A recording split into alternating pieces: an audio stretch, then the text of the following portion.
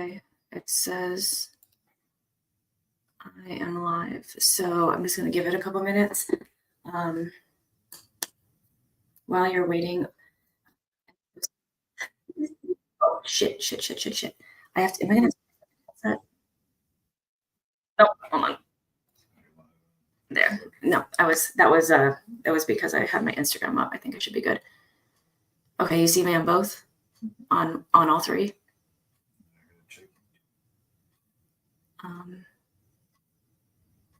While you are doing that, just see if the room is there. I'm just gonna grab myself.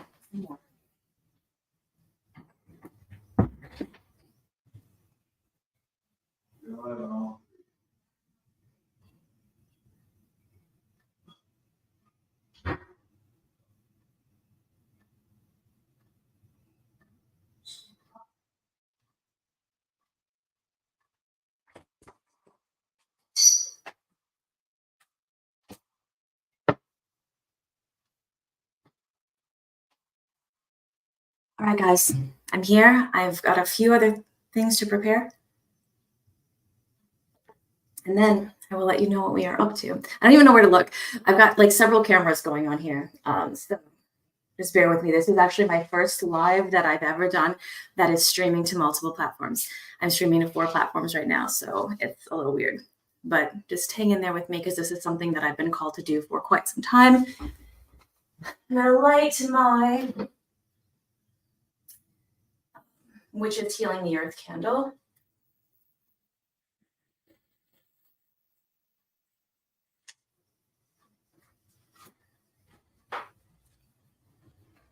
All right. I've got on my Charlie Says Go Instagram, which is a private Instagram, so I see some of you there. And then, oh my God, Hayden, you're on like multiple because I can see you are also watching on YouTube and then hopping between Insta and here to support from all areas. Oh, that's awesome. Yeah, I'm on 2 Instagrams right now. I'm on my private Instagram, my Charlie Says Go Instagram, which is private, my Iwatoma Magic Instagram, which is public, my Charlie Says Go Facebook page, which is public, and then my Charlie Says Go YouTube channel, which is also public. So, yeah, I'm going to start first by opening. I mean, Sacred Space has already been open, but just kind of setting the vibe here.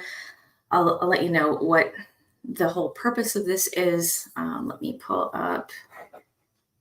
If I do this, I'm hoping that can I still see everything? I don't know. Yeah, so I'll be explaining what we're doing here in a minute. But first, let me just spend some time with this beautiful hand-hammered singing bowl that I picked up, I think, a little over a year ago.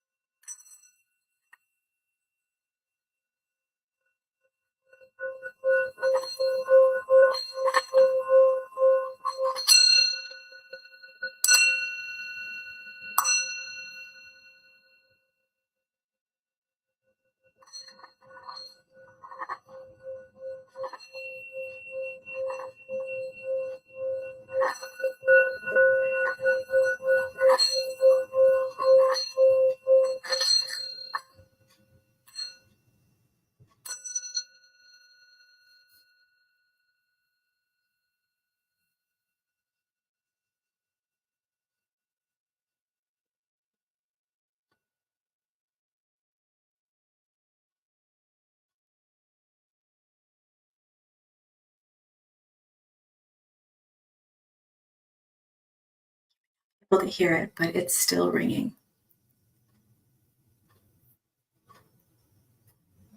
It was still ringing. I had to stop it with my finger. Okay. So this is a new endeavor that I'm starting.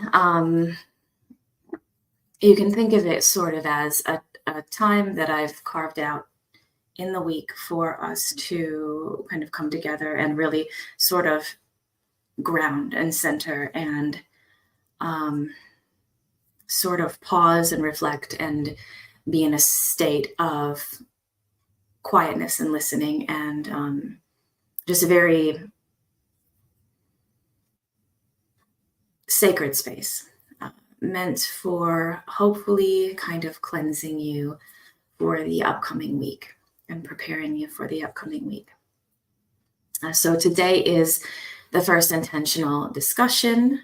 I have had this sort of calling for a couple of years now that, okay, this is something I want to do. I want to go live and I want to have this space created and these talks to kind of provide that space for myself and for others as well.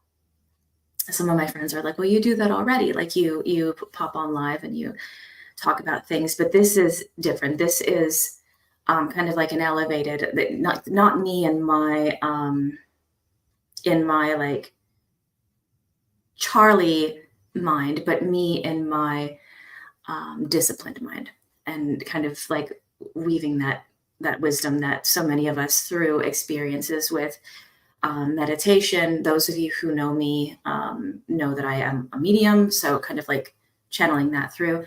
That's more of the point with this. So a little bit different than maybe like my normal lives may be. So today's the first intentional discussion. I've played with the idea of whatever this is. Originally, I thought, okay, maybe it'll be like a podcast or like a sermon of some sort, like a secular sermon or some sort of discourse. And eventually I landed on the phrase spiritual disquisition.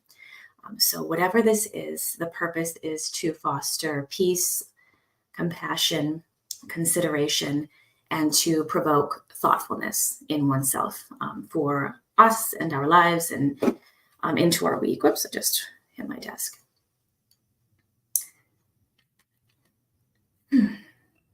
All right, so I hope that you'll consider this time together, that is something to be cherished and that you take something meaningful from it.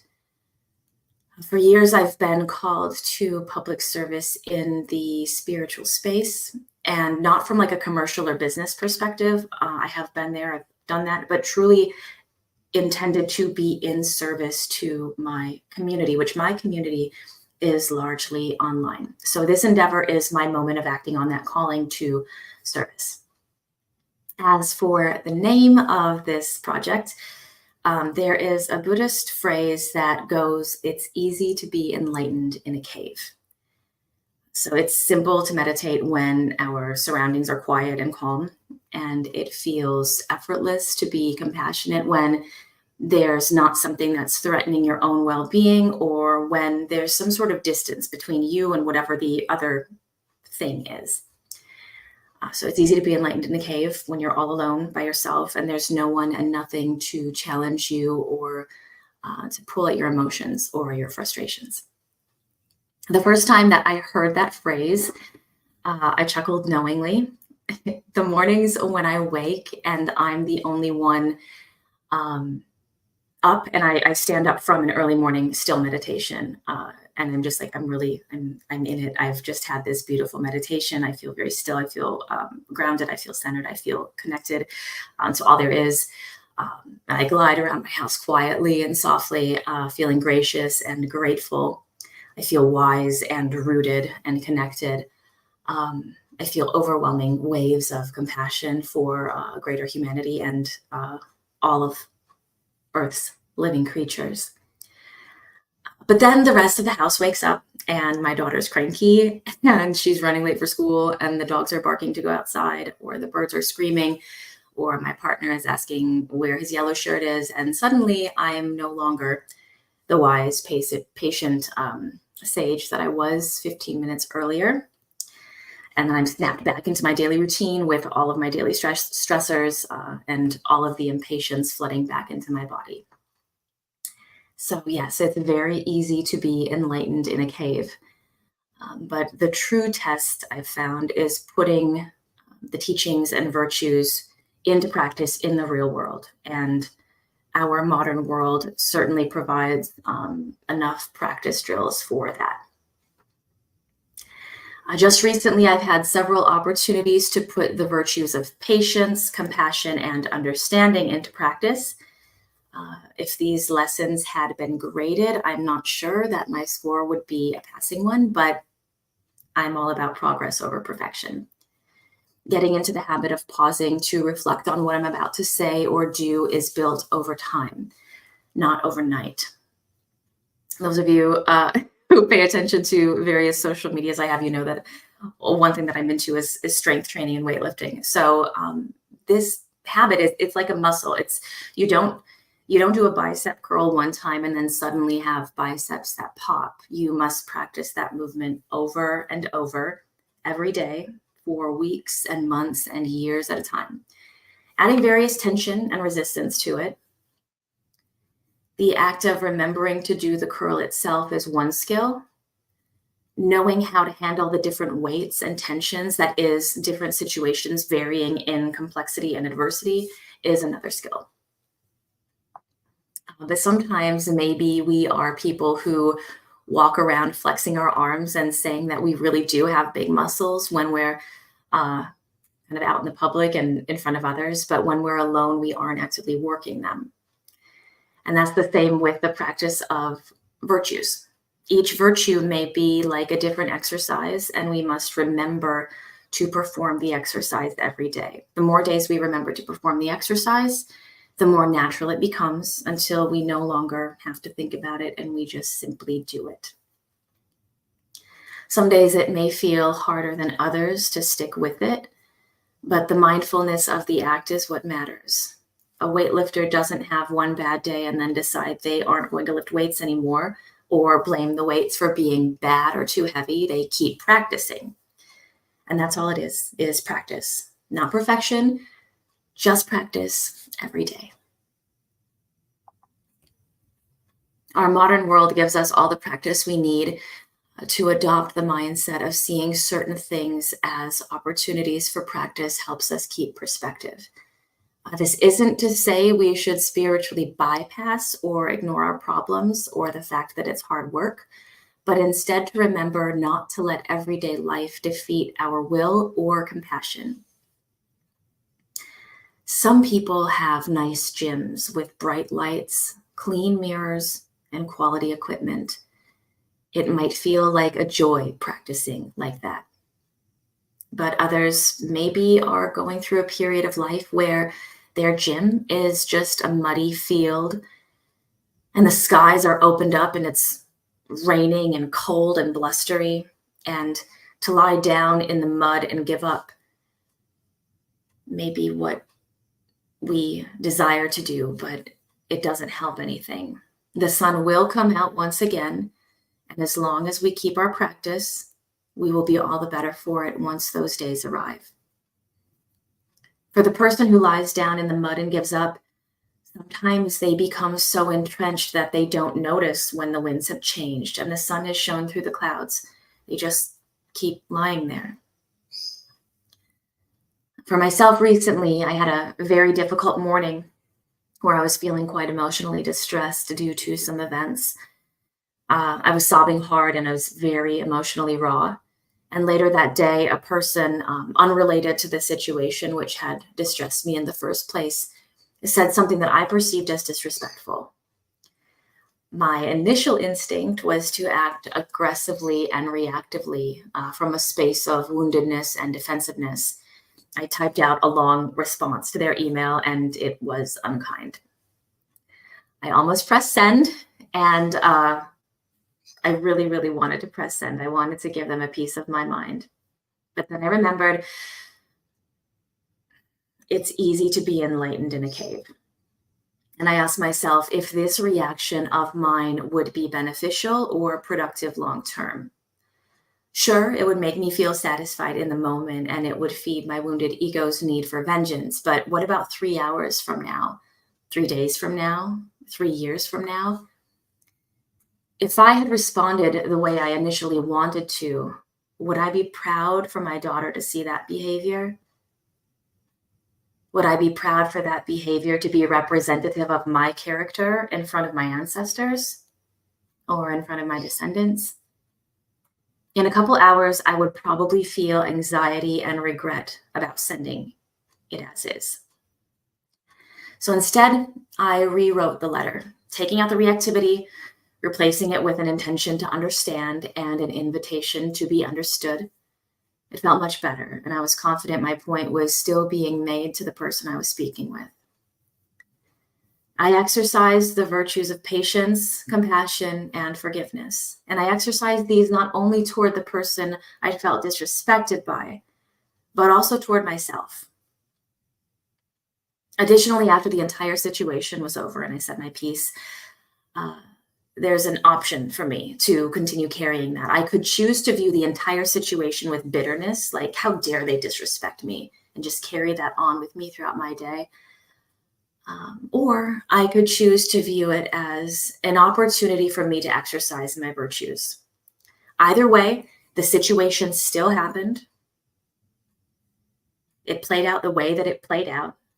We cannot control the behavior of another person. So, keeping all else equal, would I rather operate from bitterness or from gratitude? And I know for myself personally, from my personal experience, I prefer the latter. As a side note, because these are things that I write out, these enlightened in a cave essays, I guess, if you will, are ones that I write out. So kind of as a side note, adding to what I've already written and what I've been reading to you so far. That is not to say that there is not also opportunity for growth and learning in identifying why one's initial gut instinct would be to respond, react, or behave in a way that would be our initial response.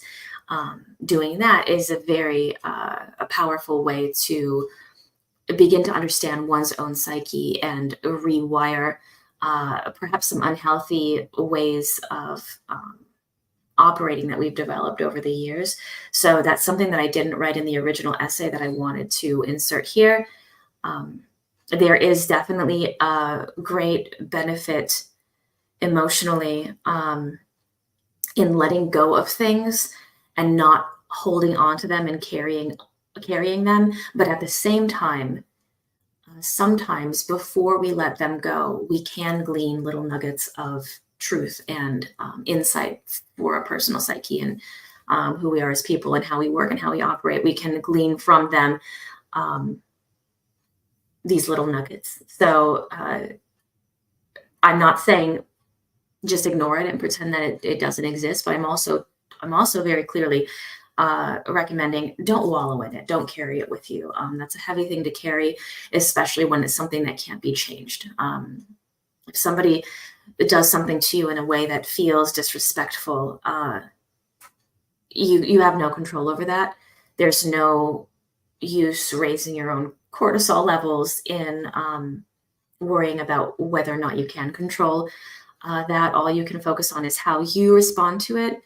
And if you do respond in a way that maybe you look back and think, oh, I wish I would have responded differently, let that go. But also, there are pieces of wisdom that you can pull from the fact that you did handle it that way.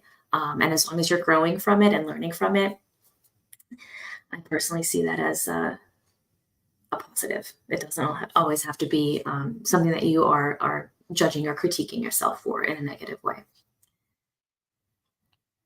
All right, so this week, if you want to start your own practice of exercising your virtues, start with something small. Give yourself a small pause between the moment that you find yourself upset and the moment that you react to the thing which made you upset. That small pause can be easier said than done. Sometimes it's very, very tiny. It's a sliver of a pause, and you just have a moment to quickly grasp it and pause and hold yourself in that space. But that's what starting small is. It's not necessarily going to be easy, but start small. And then in that small pause, you can ask yourself how I choose to respond to this. Will I be proud to stand before my ancestors and descendants behaving that way? You can also, in this small pause, ask yourself, why is my reaction to this defensiveness or frustration or getting upset? Like, why do I find myself swelling with this emotion? So that's what that pause is intended to do. And then in choosing to respond, will I be proud to stand before my ancestors and descendants and have this be reflective of my character? A Buddhist monk I looked to as a teacher once impressed upon me that he has a goal every day to bow to his own feet. And it's something so simple, yet so profound. Have you conducted yourself in life with behavior worthy of bowing to your own feet? This practice this week will be difficult, and you will not do it perfectly. You'll feel uncomfortable, at times frustrated, and may even feel a lack of satisfaction if you're used to responding with aggression or passive-aggressive clapbacks. But like bicep curls, the more you do and the longer you do them, the easier it is to keep doing them. And this is because you're literally rewiring the neural pathways in your brain, and you're improving your brain's neuroplasticity, by the way. So that is the first Enlightened in a Cave discussion, I suppose. So thank you so much for spending this time with me. And I hope you were able to take something from this moment of centering, that you'll be able to reflect upon it and put it into practice. And this is something I'm hoping to do a couple times a month, maybe weekly. We'll see. It's going to be something that does require me to kind of sit and meditate upon kind of each week's thought, or what I'd like to share with you and with myself, because a lot of this that I'll be going through is also pulling opportunities from my own life and learning from them as I go, but then also pointing out to others, because my experience, while unique to myself, certain things that each of us go through, I think, are common to the human condition. So chances are, if I'm experiencing certain things, some of you are as well. So this is a way to kind of say, hey, this is kind of what I was going through this week. Stepping back and kind of like having that discipline of being in my kind of version of myself that is a guide to myself, that is sort of the wise sage. This is what I was able to take from it, and I'd like to share that with you. So that's kind of what this is. What this is doing. Oh, Hayden, the public Instagram isn't showing this as live. Okay, I have to do something specific. There's like a weird tech thing that I need to do in order to get it to go there. So I wonder if it's because I closed out the tab.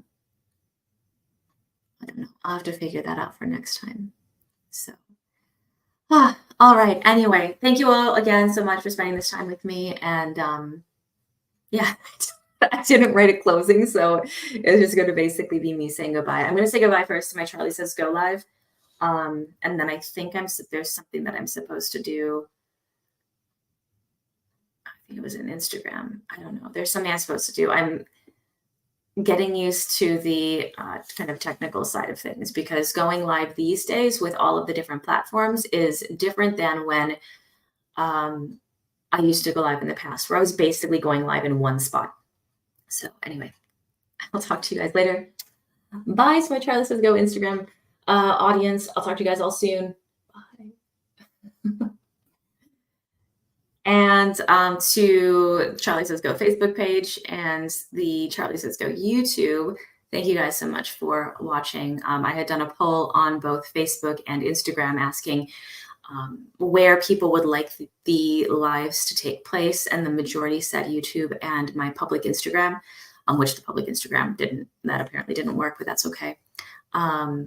So that's kind of what I'm doing. I'm going to try to just put it out there, and whoever catches it, where they catch it is where they catch it, if they're meant to catch it. So anyway, I'll talk to you all soon. Much love. Now I have to figure out how to do this. I think there's this red button here that says end stream.